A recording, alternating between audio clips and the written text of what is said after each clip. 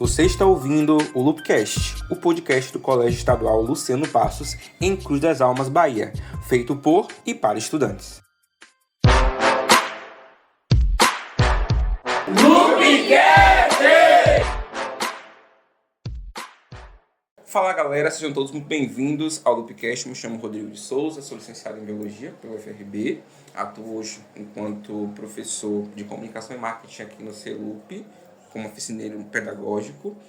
E eu estou aqui hoje, apresentando esse podcast com a presença de nossa querida e ilustre convidada. Por favor, pode se apresentar, Laís? Olá, bom dia.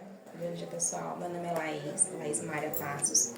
Eu sou advogada, tenho um escritório aqui em Cruz das Almas, também sou professora de ensino superior, sócia de um escritório de contabilidade. E estou aqui hoje participando desse podcast, para tentar ao máximo contribuir junto com vocês e que a recíproca também seja a mesma, Até porque eu posso estar aqui participando, respondendo algumas perguntas e por vezes também aprendendo com as experiências de vocês. Agradeço muito pelo contato e por ter aceito o convite. Hoje no Loopcast vamos discutir um assunto muito sério, um assunto que infelizmente interessa principalmente as mulheres. Precisamos falar sobre o assédio. O que é? Quais as leis criminalizam o mesmo? Como a vítima pode caracterizar um ato de assédio? Tudo isso discutiremos hoje no episódio Pode Assédio do nosso podcast. Está no ar o Loopcast. Bom, nessa primeira pergunta, a gente vai, na verdade, sinalizar e mostrar para os nossos ouvintes o que seria, no geral, o assédio. Então, pode falar isso. Bom, inicialmente é bom a gente compreender que nós temos dois tipos. Temos o assédio sexual e temos o assédio moral. Ambos se dão mediante uma conduta que ela é propagada, ela é reiterada. Contudo, claro, que episódios isolados, uma única conduta por vezes, pode sim caracterizar um assédio sexual, ou moral, observando o caso em concreto. Cada situação ela vai ter a sua particularidade para realmente entender se configura ou não um assédio, seja moral ou seja sexual.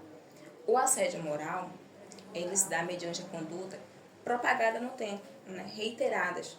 São condutas que visam trazer um certo dano, não envergonhamento, a questão da moral, uma certa intimidação, à vítima.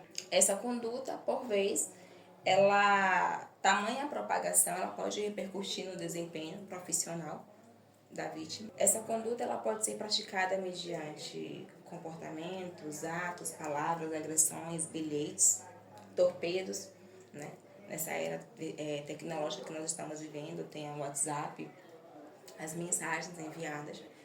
Essas condutas, elas, por vezes, ela traz um dano à personalidade, à integridade física ou psíquica da pessoa, ou mental da pessoa, que também, consequentemente, vai trazer um certo prejuízo ao emprego.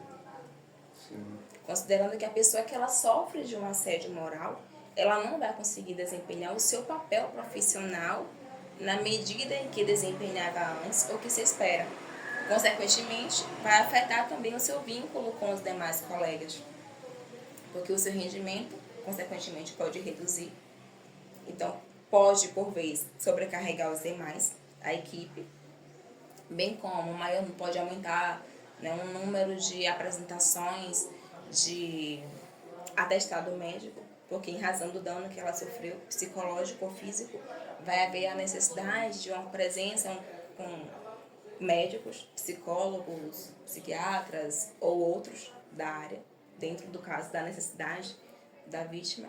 Então, de forma indireta, o dano moral, ele acaba afetando a vítima, às vezes em proporções que a gente nem consegue dimensurar, considerando que a situação específica da vítima, às vezes, pode ser realmente algo irreparável dentro do que ela sofreu. E muitas vezes essa vítima acaba até ou pedindo demissão, sim, não se colocando, não denunciando, justamente porque... O receio, o medo, como que vai provar. Por isso que é importante arquivar, salvar esses documentos, os bilhetes que recebe, as mensagens. Se tiver vítimas, é importante pegar o depoimento, se possível por escrito, assinar, né? Para ter esse arquivo de documentos que possam comprovar essa situação que foi vivenciada. Aqui, como nós estamos em uma rede de ensino, né? Dentro de um contexto de uma relação acadêmica, esse assédio moral a gente pode ver ele como um assédio moral por descendentes e por ascendentes.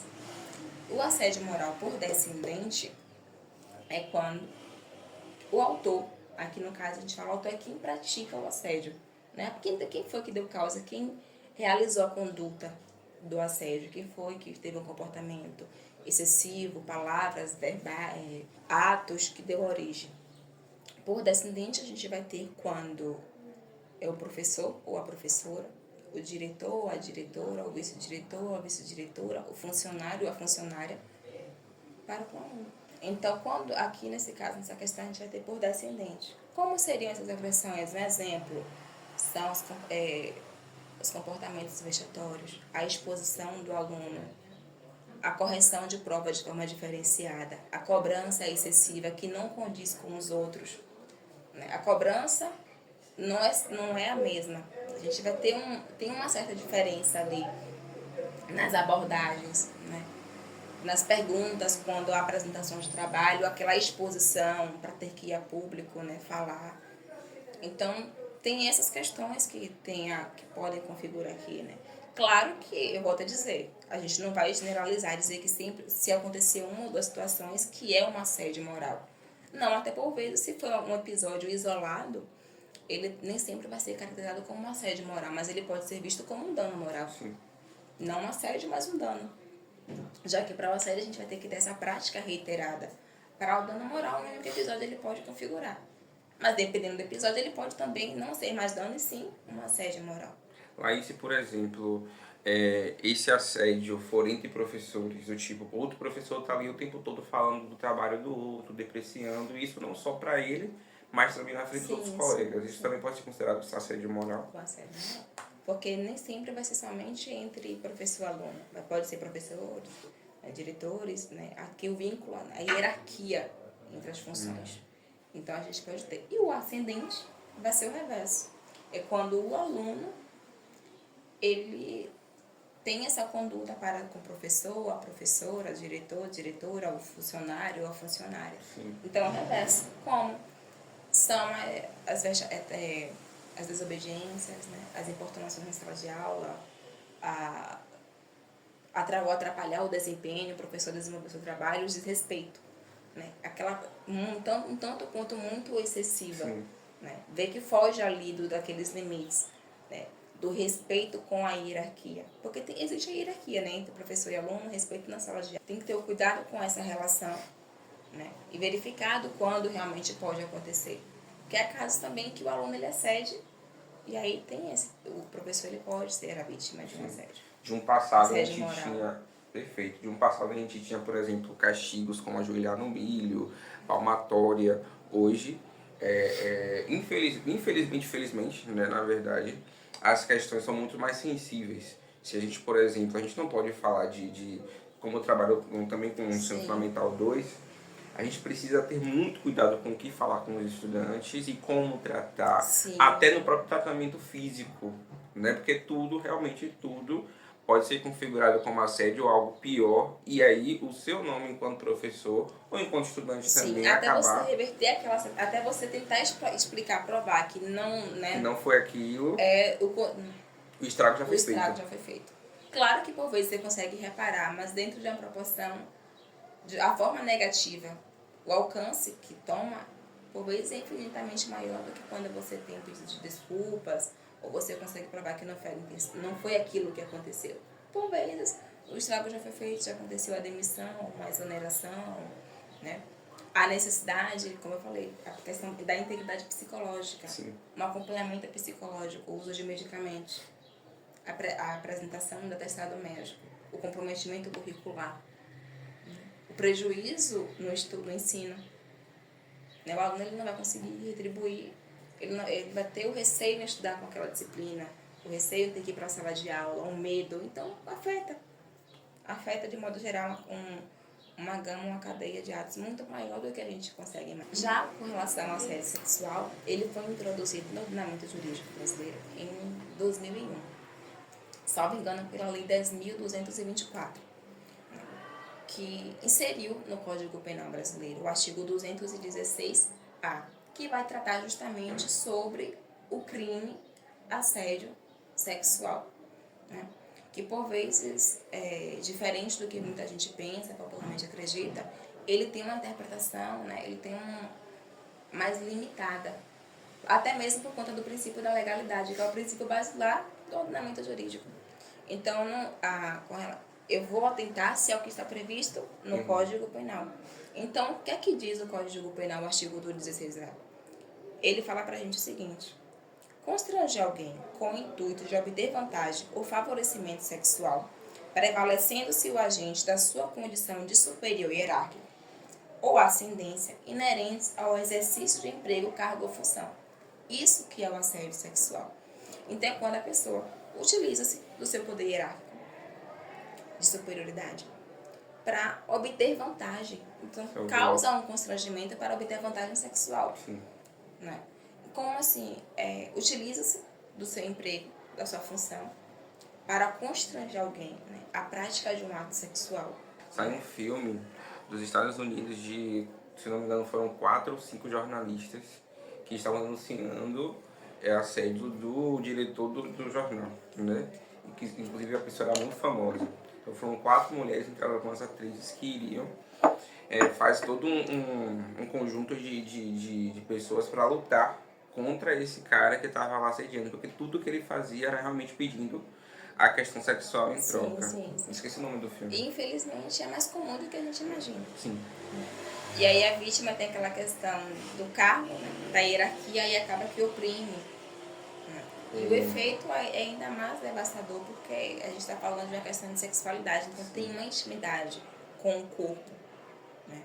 E se a vítima não, por exemplo, numa primeira investida, a vítima não quer que aconteça, aí piora a situação, porque daqui pra frente vai ser todo um processo. Exato, porque assim, agora o que é importante a gente falar, né? Porque a gente está falando dentro de um contexto de hierarquia, uma relação, né, um vínculo empregatício.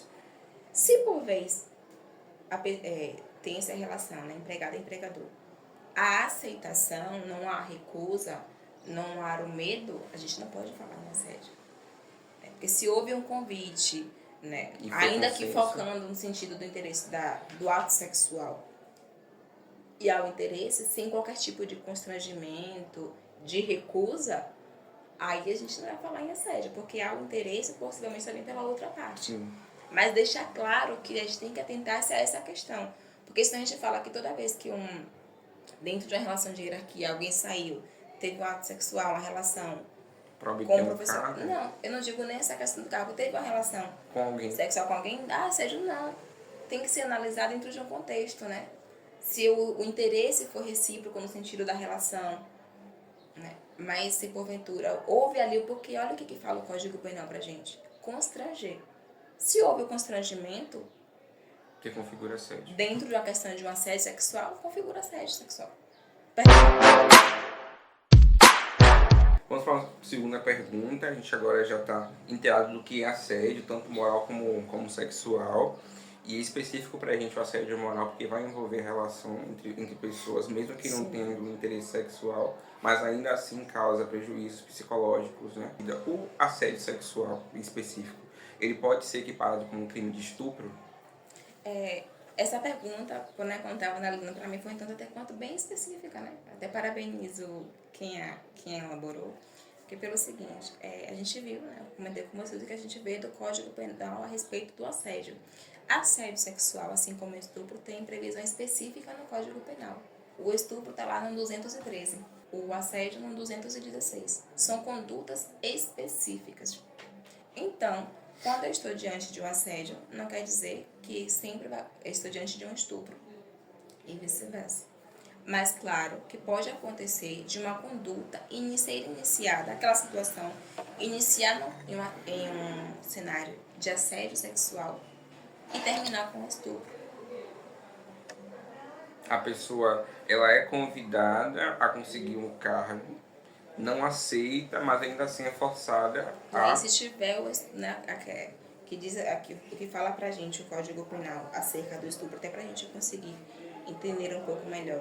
Ele vai falar o seguinte, que o estupro, lá no artigo 213, constranger alguém mediante violência ou grave ameaça a ter conjunção carnal ou praticar ou permitir que com ela se pratique outro ato libidinoso. Então, aqui a gente não tem a figura da hierarquia, Sim. como a gente tem aqui, como a gente tem no assédio. Mas nada impede que uma situação inicie com um assédio sexual e possa terminar em um estupro. Perfeito. Perfeito não, né? Assim, Trágico. dentro a essa separação, são crimes específicos, né? Aí tem que ter o cuidado dentro de como iniciou toda aquela situação, para identificar realmente se houve crime e qual crime. Até porque cada um vai ter a sua penalidade, né? Vai ter... E, inclusive, a penalidade de estupro é maior, né? Do que assédio sexual. A penalidade de estupro, aqui pelo Código Penal, ela é uma pena de reclusão de 8 a 12 anos. Já a do assédio sexual, ela é de 1 a 2 anos. Terceira pergunta. Que elementos podem configurar que uma vítima foi assediada? Então, eu estou ouvindo esse podcast aqui agora, como eu posso saber? Às vezes realmente eu não percebo. Como posso saber que eu fui assediado, que eu fui assediada? Aí eu volto justamente a essa questão do elemento, a gente vai ter o próprio Código Penal. Constrangimento é o constrangimento, né, em prol de constranger alguém para obter vantagem sexual utilizando da hierarquia. Então, os bilhetes, né, aquelas mensagens em prol do sexo, as chantagens, né, a chantagem dentro do ambiente de trabalho, né, condicionando um avanço na carreira a uma relação sexual. Uma pergunta. Se, por exemplo, nessa questão do assédio, aquela pessoa que tem uma hierarquia maior que a outra, uma secretária, por exemplo, está ali o tempo todo, tá fazendo comentários constrangedores, passando a mão, apalpando, tudo isso também se configura assédio sexual? Porque o assédio sexual, ele não precisa ter o contato físico. Não é necessário ter o contato físico para dizer que ocorreu assédio. Porque o que fala com o Código Penal é constranger alguém. Se já teve o constrangimento, já ocorreu o assédio. Se teve o constrangimento para obter a vantagem, não é um constrangimento qualquer, é o constrangimento voltado a obter a vantagem sexual utilizando-se da hierarquia. Se houve o constrangimento, houve o assédio. Neste sentido, houve o assédio sexual, então não precisa o contato físico.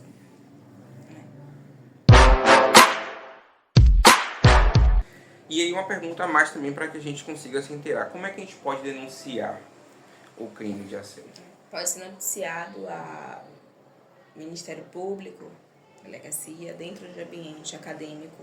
Importante levar o acontecimento à diretoria, né? Ou aquele com quem o aluno possa se sentir mais confortável, ou aluno ou funcionário, né, para se reportar. Se acontecer com... eu me sinto mais à vontade para conversar com o professor, leva ele o conhecimento para que ele possa te ajudar. Eu me sinto mais à vontade de falar com o funcionário, converse com o funcionário, peça ajuda para que ele possa levar o caso até a diretoria ou a própria diretoria mesmo, para que tome as devidas providências. Né? O Ministério Público, porque enquanto fiscal da lei, ele vai te ajudar. Sim. Enquanto, se por exemplo, uma pessoa, eu tô aqui, eu sou amigo de Lucas está sendo assediado, mas Lucas não quer denunciar. Eu posso denunciar? Pode. Quem pode noticiar, tentar tomar as providências, é a vítima ou qualquer outra pessoa que tome conhecimento do fato. Mas aí é necessário ter documentos comprobatórios. Né? Porque a gente está falando de crime, então é necessário... Textos. Né? Mensagens, escritos, bilhetes, enfim, tudo aquilo que é documentado, né? Torpedos, o WhatsApp... Depoimentos também. Às vezes você não tem uma prova assim tão robusta, concreta no sentido de uma mensagem, né? Um áudio. Mas tem pessoas que presenciaram aquela situação.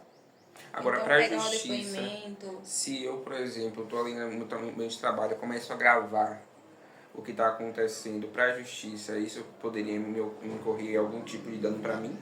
O vídeo ele pode ser utilizado. Agora, dentro de um processo penal, essas gravações de vídeo, mensagem, né, que interessam mais as partes, possa ser que seja uma prova que ela não poderia estar nos autos, porque não houve autorização da outra parte, ou ela possa estar sim dentro dos autos. Né? Já houve já houve a informação, ainda que aquele vídeo tenha que ser retirado dos autos, ele já alcançou a quem ele queria. Sim. Juiz, Ministério Público. Então, de certa forma, já tem ali aquela informação, ainda que tenha que ser retirado dos autos. Mas já houve, né? Já teve aquele alcance. Entendi. Se, por exemplo, novamente, vou usar aqui o exemplo de Lucas. Ele é assediado, eu vou lá e denuncio por ele. Aí ele chega e diz, não fui, e desmente a minha denúncia. Ele pode fazer isso, e quais os danos que eu posso sofrer? Se você tiver documentos comprobatórios de que realmente aconteceu, você está assegurado. Exatamente. Porque por vezes ele tenta retirar, né, tenta omitir aquela informação, justamente pelo receio que ele pode sofrer dentro desse contexto de assédio, né? Ele tem o receio de, porventura, ser reprovado, ou que você seja também reprovado dentro de um contexto acadêmico, vocês enquanto alunos, se fosse o caso, né? Se você não é aluno, professor, mas sim se perdeu o emprego, então assim, ele puxa para si a responsabilidade de forma tamanha que não consegue nem visualizar que ele é a vítima. Entendi. O peso é tão grande que ele prefere ter a penalidade do que achar que vai prejudicar alguém. Então, para ele é mais um peso, né? Eu não vou tomar iniciativa porque se eu confirmar, o professor pode perder o emprego, ou meu colega pode ser reprovado. Então, tem esse medo realmente. Como que isso é complicado? Porque muitas vezes a vítima ela não quer realmente denunciar pela questão social toda que ela vai ter que sofrer, a repercussão daquilo. E se por exemplo, se ela não é concursada, ela é um ambiente de trabalho que ela está ali como CLT, por exemplo. Então, para ela conseguir um emprego... A dependência econômica, às vezes tem filhos. Sim, os filhos, né? Não pode. Os que estão em casa, então...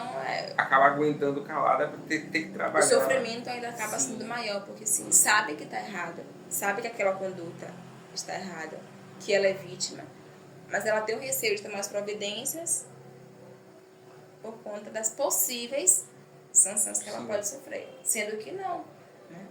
Fora os porque comentários, ela é a vítima. Fora os comentários, porque assim, a gente no ambiente escolar, a gente escuta tanta coisa e fica assim, meu Deus, como assim o professor falou? E o professor, ele não está resguardado disso não, ele fala mesmo, assim como as outras pessoas, ele também é, mesmo tendo toda uma profissão, toda uma educação voltada para o respeito. Sim. Ainda assim são pessoas. Claro, somos seres humanos, né? Sim, e ainda assim a gente vê muitos comentários, né, homofóbicos, machistas, sexistas na sala de aula ou na própria sala dos professores, né?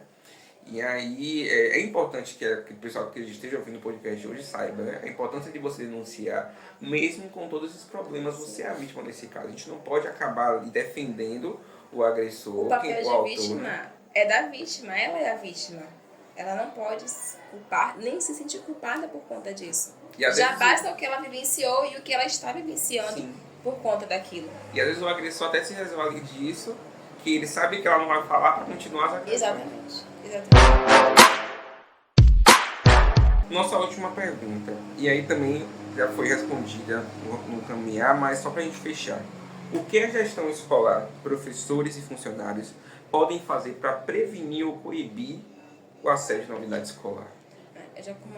Eu inicio até dizendo assim, professor, isso que a gente está fazendo aqui, esse podcast, esse nosso bate-papo aberto, já é uma estratégia. Já é uma estratégia, porque alcança um número de alunos, de funcionários, professores, né?